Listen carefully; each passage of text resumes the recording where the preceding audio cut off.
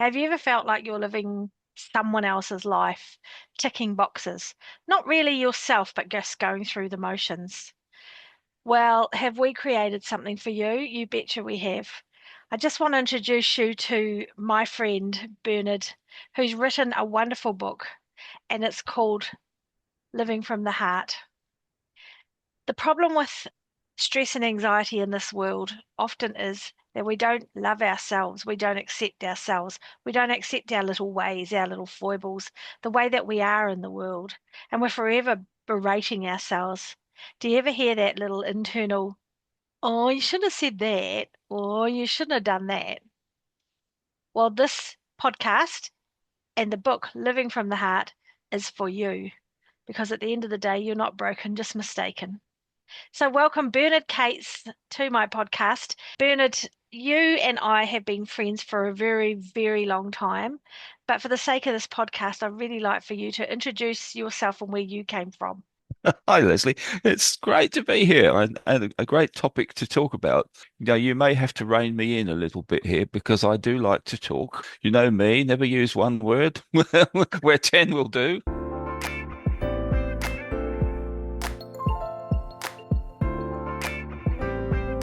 If you don't understand yourself, you can't possibly understand anyone else. You're going to ask me, I think, about how I got into all of this and my introduction to personal development. It was quite long, and it wasn't something that I could say there was one thing that brought me to it. But basically, over the years, I became aware that there was more going on, and that I'd like to know more about what that was. I had this feeling that there's some big secret out there, something's going on, and people know about it, and they're not telling me. So, what what is it? It was a feeling like there's a piece of me that's missing, and I want to know about that, and I want to fill that in, whatever it is. So, that's basically what drew me to it. But really, I came to personal development through leadership. I got myself put into a leadership position because I was good at the technical aspects of the job that I was doing, not because I was necessarily any good as a leader or any good with people. And I found there that learning about people was going to be a crucial element of what I was doing. And so that pushed me even further towards that. So that's in a nutshell is basically what brought me to this whole field. And in recent years, you've been like a man possessed, writing your little heart out, Living from the Heart being the first of three books now, which I'm very excited about because I got to feed in with you to to all three books really, well, two of them for sure. So I just want to know what it was that enthused you to write a book, Living from the Heart, when there are a lot of self-help books out there. What was your thoughts when you were doing that? Well, interestingly enough, you might think that writing a book like Living from the Heart would be the result of some mystical moment of earth-shattering revelation, or even, a stroke of divine inspiration. But the real reason is a whole lot more prosaic than that. So over the years, that you and I have been working together, and I've been working on personal development, leadership stuff before that. Well, I've accumulated an awful lot of notes and articles and exercises and workshops and session plans and all that sort of stuff. Things that I use or what I have used in the past in my coaching and mentoring practice. So when I needed something, finding it was a whole lot like doing archaeology. You go on a dig. And so I thought to myself, well, I need to organize all this in some sort of logical order. So that's what I did. And when it was done, I realized that I'd written a book. I thought what I'd collected was actually way more than I needed for a single book about personal development. So my personal journey wove through personal development, leadership, philosophy, spirituality, and mysticism. So logically, I'd need to write three books if I wanted to cover it all. And so that's why Living from the Heart focuses on the personal development stuff. And that was the first book. And I followed that with Leading from the Heart, which then took those principles and applied them to the leadership context. And then I finished it off with Living Heart and Soul, which takes a journey through philosophy and spirituality and explores the deeper questions of life and what it actually means. So that was the whole journey. But the story I want to share with people is basically the journey through life, from living by default to living by design to living from the heart, is accessible to everyone.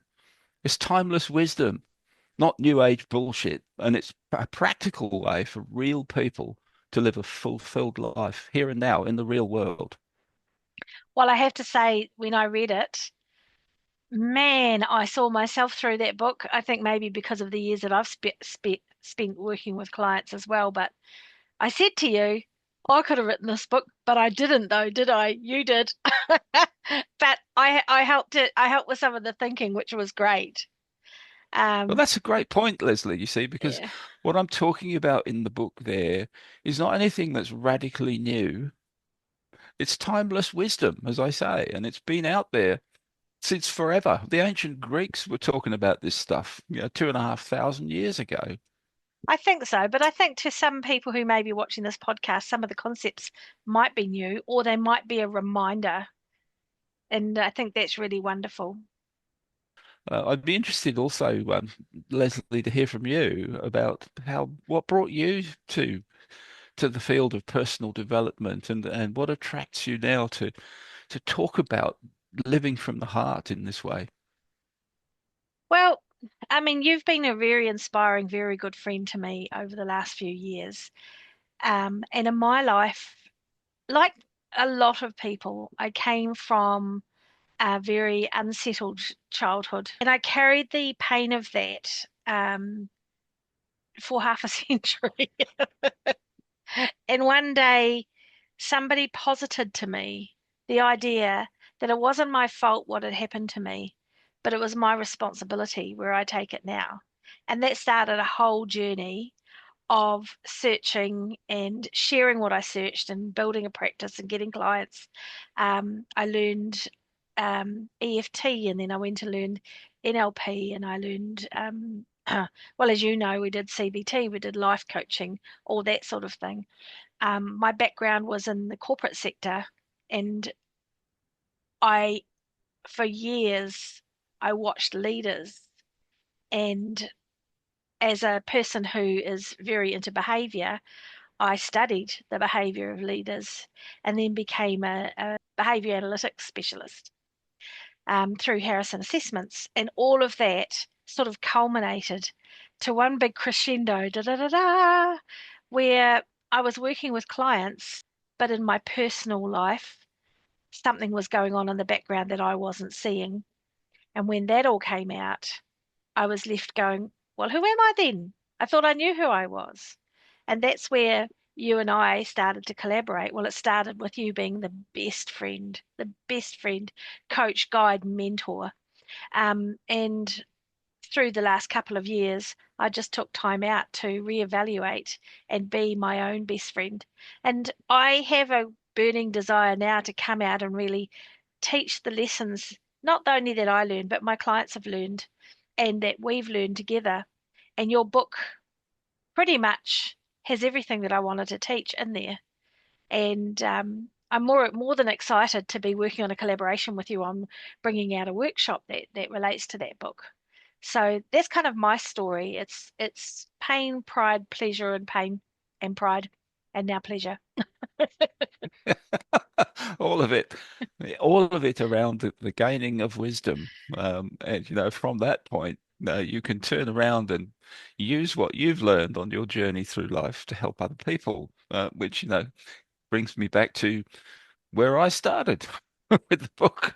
But what you just said there fits in with what I've been thinking along the lines of what went into the book.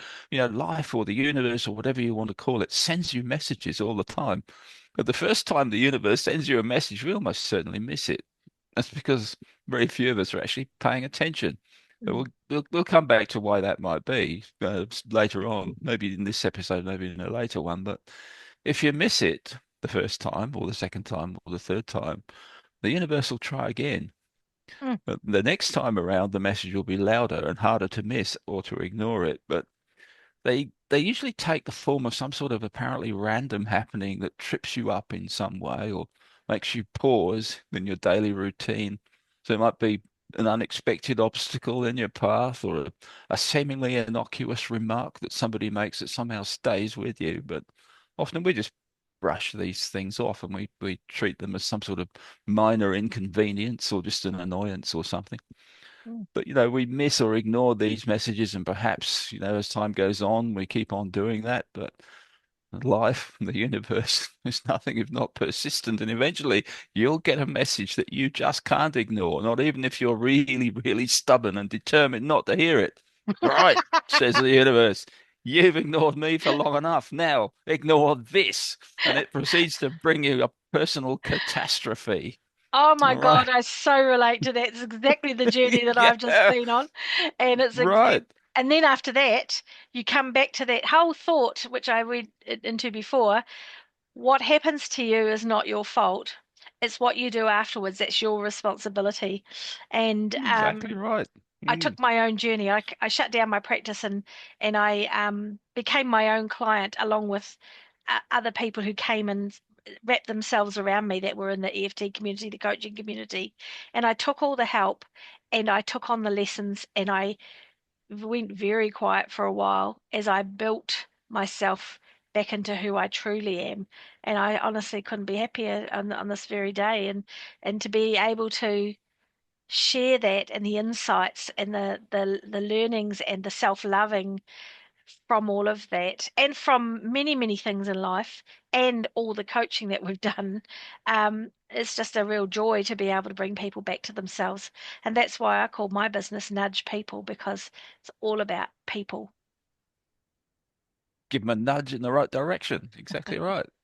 But I often think, oh, I wish I'd had somebody like you or like me that I could have talked to back in Uh, those years, because I didn't understand all this stuff, and so I ignored all those messages. And sure enough, the explosion happened. My life flew apart into a million fragments. yeah. Not much left, and I discovered that I didn't actually have very much at all that I could hang on to. Most of what I thought I knew about myself was actually false. But you know, it was hard time. It was really difficult. And look at what you've But created as a result of that. but it was like a restart. Do you remember the old Yeah. Control Alt Delete on the Yeah. computer keyboard Yes. back in the Yes. day? That's Absolutely. that's what it felt like. It was a Yeah. reboot. Um, and it honestly, it brought me to a point where I had a decision to make. Do I want to step off the edge of this cliff, literally, or do I want to come back to some sort of life? And I have no idea what that life is going to look like, but it's going to be radically different to the way I've been up till now, because it's going to be authentic. You know, I'm going to Yes. stop being an actor playing a role. I'm going to stop living the life that everyone else thinks I should live, and I'm going to figure out for myself what that should be, what my life is going to be, what my choices are going to be. It's going to be about me, not about everybody else and what they think I ought to be doing. So, well, I'm still here, so the decision was made back then. Beautiful. And that's, I suppose, if I was to talk about a point where I changed direction and started to take some sort of control and start to work my way through that process that I described in Living from the Heart, well, that was it. What's it done for your life? Really paying attention to that living from the heart ethos. Yeah, Living from the Heart is one of those things that doesn't come naturally in the first place. But basically, it's about practice. It's about becoming aware and about stepping into it um, mindfully. It means living authentically. When you live from the heart, you're, like I said just now, you're not an actor playing a role. You're not striving to please everyone else or to meet their expectations or to achieve happiness by subscribing to some buy more stuff nonsense that we get bombarded with all the time on TV and all that sort of stuff. Gotta have more stuff. You don't have more stuff, you're a loser. Rubbish.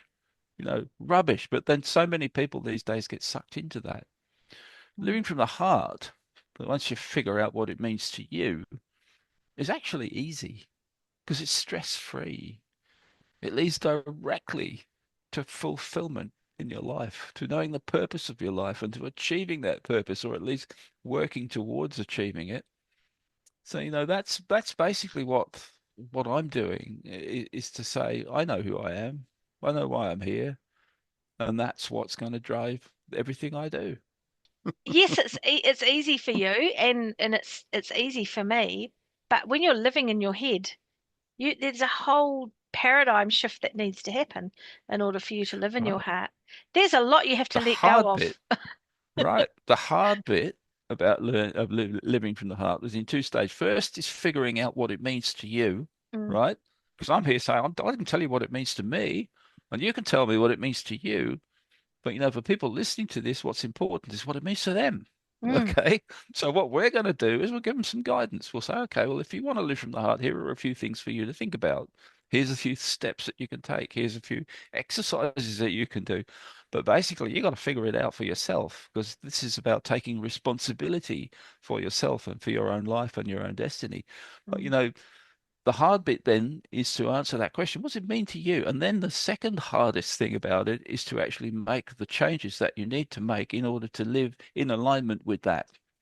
But once you've done that, you find that it is easier than living by default, than living in accordance with all of that should that you were living under before. That's a struggle. It's continuously hard work. You're battling against all sorts of stuff that you've got no control over. But when you live from the heart, you're in the driving seat, So why then do you think that it is so hard for people to live authentically in this world at the moment? because we're not taught to inquire within. We're not taught to think about ourselves. We're not taught to ask, well, who am I? We're not taught to ask, what does that mean in terms of how I want to show up in the world and what I want to be and to have and to do in my life? We're Mm. not taught how to do that. We're taught by our parents, teachers, elders, everyone around us in the community, people in authority, policemen, governments. We're taught, we've got it all worked out. All you need to do is do what you're told, keep your nose clean, be good, and you'll have a great life. And I find people seem to be either going with that and feeling miserable because they can't be themselves. They're trying to live the status quo and it doesn't fit who they are.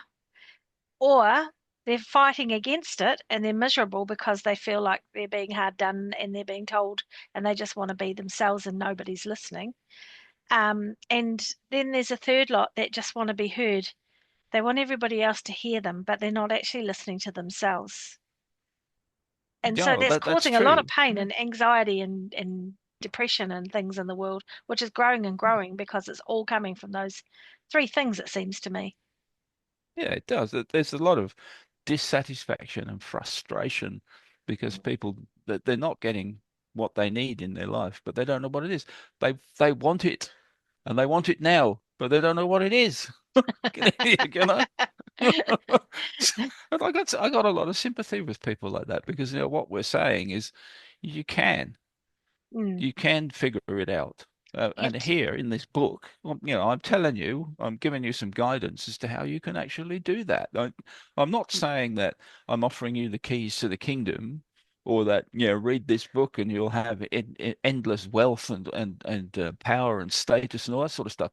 That what I'm teaching you here is to figure out how to figure out for yourself what your life is about, what you want, what you need in your life. You might then go on to achieve enormous wealth or fame and fortune, all the rest of mm, it. You might, but if you do, you'll do that by your own efforts. Um, so that's one thing to really to understand is that what we're saying here is that you first of all figure out what your life is about, and then you take charge. You accept responsibility and then there's nothing that's going to hold you back. Nothing's going to stop you. There'll be obstacles in your way. Of course there will. But you look at those as being challenges to be overcome. And nothing then will push you out of knowing who you are and what you're about. And that way lies fulfillment in life. yeah. So to sum it up, what you're saying is when you learn how to answer the question, who am I?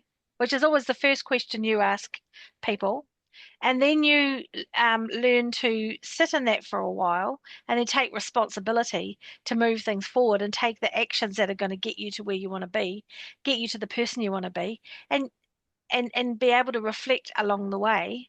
Then you can be your authentic self. I found with being my authentic self, my friendships became stronger and deeper. Some people say that they lose friends.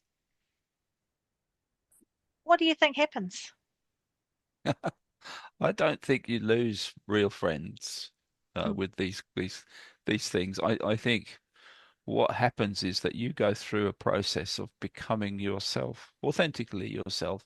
And some people are threatened by that. Some people don't like it. Some people would rather you stayed the old compliant self who actually did what they expected you to do. And when you stop doing that and you're saying, no, that's not me. That's not how I'm going to live my life. They don't like that. They don't like it because it gives them a sense of loss of control over you, and mm. that makes them uncomfortable. The other thing that happens too is that people who are a little bit more aware will see that change, and it will make them look at themselves, and maybe they don't like what they see, Nobody and wants then that. they'll because they lack the awareness, they'll blame you for that. But for people like that, if you lose them, if they move out of your life, you know, you haven't really lost anything because you want to be hanging around with people who understand you, who get you, and who actually would like to be more of that themselves in their own lives. And so, together, you can move forward and you can contribute to each other's personal development and learning and gaining of wisdom, which is a fantastic place to be. And uh, we've said, I think, talking about the journey, I asked three questions of people. The first one is, who are you? And I don't mean what's your name, where do you live, what do you do for a living, any of that stuff, because that's about what you do, not about who you are. So who you are is all about what's your personal vision? What are your personal values? Why do you get out of bed in the morning? What drives you? What are your beliefs? What do you believe about yourself and the world and your place in it?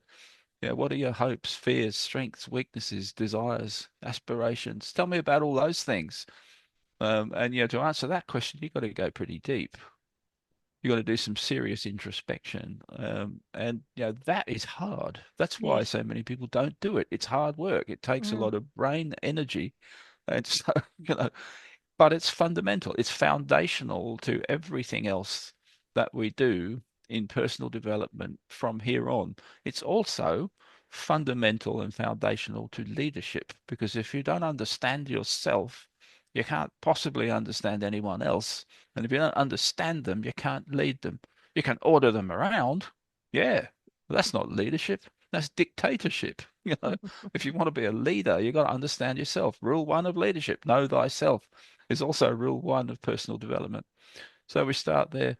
And I spend a lot of time on this with people because it is incredibly important that they really nail this. Um, so by the time we take the next step, you know who you are, and nothing and nobody is going to push you out of that and say, no, no, no, you're not like this, you're like that. yeah. Yeah, no, no, this is me. Okay, this is me. If you don't like that, well, that's your problem. Oh God, I can relate to that. For me, it's being an extrovert and accepting myself as an extrovert. That was the hard thing because I'm really loud and I'm really bouncy. And every time someone called me bubbly, I used to stuff myself back in the box to try not to be so loud and out there. But I was always full of joy. I just want to be that person. And, you said, sometimes you'll get somebody who will work with you on this stuff. Well, you were my person for a long time. And you always just accepted the quirkiness of who I was. And sometimes that was really hard because, and this is why it's not easy to be yourself because you have really trained yourself to be what you think other people want, not what they want, but what you think they want. And I trained myself to try and be quieter and more businessy and more, um, you know, use big words and corporatey and that sort of thing. That was never me. Nah, that's not me. Um, the authentic person is themselves, and they'll find the people that resonate with that. Lucky for me, all my friends knew that about me anyway, and they love me for it. But for me, it's all about loving yourself. People can love you for all sorts of things, but if you can't love yourself, how the hell are you gonna love anyone else? A little nod to Well, that's a good Evander, point. what's her name? Ilana Vasant or whatever her name is. Jan But love, you got to Jan do love. that. Accept yourself, and just be okay. This is me. I'm okay just as I am. And then what the world is going to see is that I'm not Yeah, going to pretend. I'm not going to play a role. I'm not going to be somebody that I'm not because that is hard. It's stressful. yeah, That's why I'm saying living from the heart is easy because yeah, it's being yourself. yeah. Not trying to fulfill all these impossible expectations that people heap on you. But that's the first question, who am I? The Yes. second one is, what do you want? Which basically comes down to, well, now you know who you are. What does that mean in terms of how you want to show up in the world and what you want to be and have and do in your life? Let's talk about that because it follows naturally. Once you know who you are, what you need to live authentically kind of comes out. It's the next part of the thought process, and it it Mm, it starts because you've done the hard work in figuring out who you are. The next bit is not so hard. It becomes a lot easier to say, well, if this is me, and I'm kind of naturally pulled in a particular direction. Things call to me and say, yeah, yeah, yeah, have a look at this. This is a direction that's going to fit with you and who you are.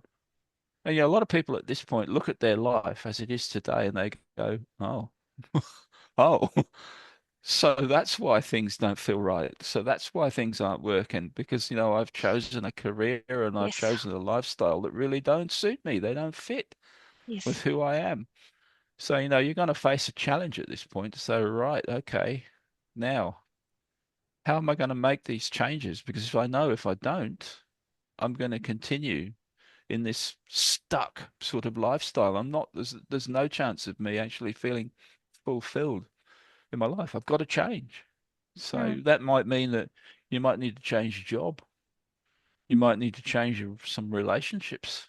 Yeah, we're not talking about small changes in your life here. We're talking about really big big stuff. ones, yeah.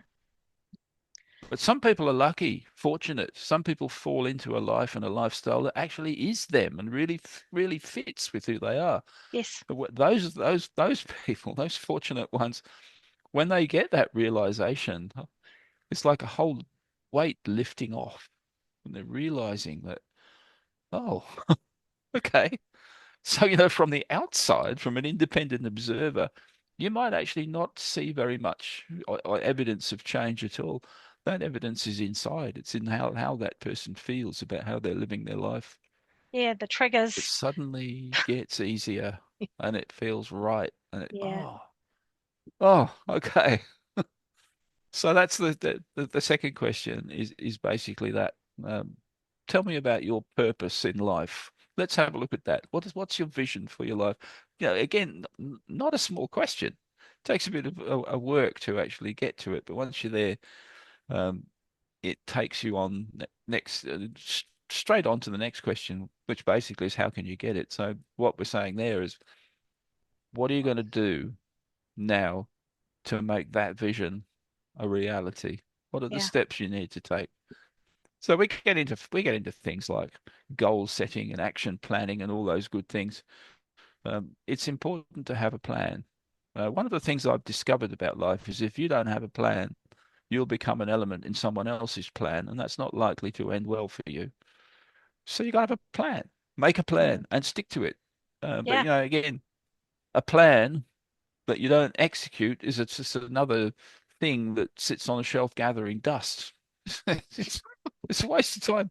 A vision without action is just a dream. You That's got to absolutely actually right. get off your backside and do something to Yeah, make it a reality. So what we've been saying all along here is this is about taking responsibility for your own life and your own destiny. This is about putting you in the driving seat of your life. And so now, once you've answered question three, how can you get it? The rubber hits the road. This is where you get up and get out there and kick backsides and make it happen. So that's where we take people. That's the journey through living from the heart. At the end of Wonderful. it, you know what? Throughout all this conversation, we haven't once talked about striving for happiness. And that's as it should be, because happiness is a fleeting emotional state. No point chasing that any more than chasing rainbows in the hope that you'll find a pot of gold at the end of one. It's not about chasing happiness. It's about attaining fulfillment in your life. When you do that, if you ask somebody who's at that stage, you ask them, how are you feeling? They'd say, yes, I'm happy. I'm happy. I didn't chase happiness. What I did was I went for fulfillment and I got happiness as a byproduct. I think fulfillment gives you a lot of peace and grace in your life and allows you to breathe. Some people, when they've been going through it for a number of years and they keep going round in circles, it gets very hard to exhale. And no, the better you know, the better you do. And I think the book really is a wonderful guide for people to self-explore, um, not in a self-help way, but more in a deeper sense. It's not just about doing better; it's about being better for yourself. And that is a good segue to my three questions to wrap up this chat. Um, Bernard, I want to know the first thing that makes you smile in the morning. Well, gratitude. Waking up and feeling grateful for all the good things in my life, and there's plenty of them. But interestingly enough, it's amazing how those things appeared as if by magic when I stopped feeling like a helpless victim, when I stopped living by default, when I started to say, no, I know who I am and I know the direction I'm going to go in, and Mm, that's how I'm going to live my life. Hmm. that's wonderful. So we're talking a lot today about reconnecting to yourself. What's the habit that you've put in place that helps you to reconnect to yourself?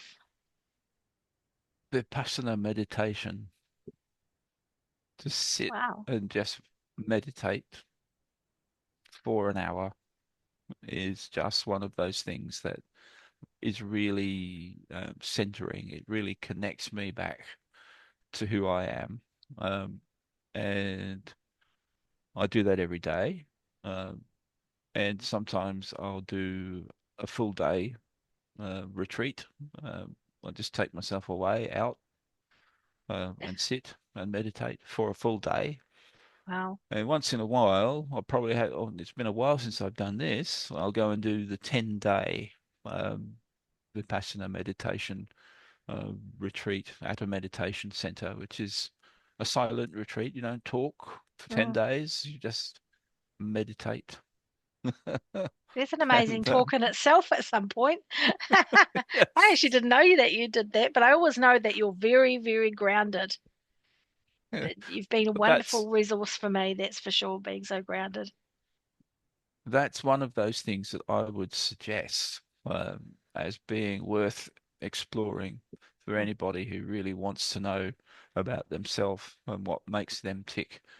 Um, your meditation is a tool that I use a lot when I'm working with people.